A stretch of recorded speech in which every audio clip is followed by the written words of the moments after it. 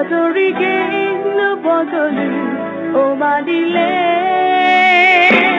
Kamina ho na batinya Ike tuwe paputosu Mama soge puti boko Bagalu go Suno kota ani a Pino koni Jota pino Yo o pleno Eroma Yo kanyoko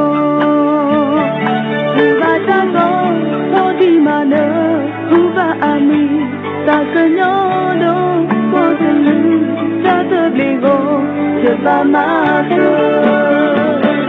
Nula aji, Mayokolu, Tatibako, Nalelana, Madurike, Napakalu, Omadile.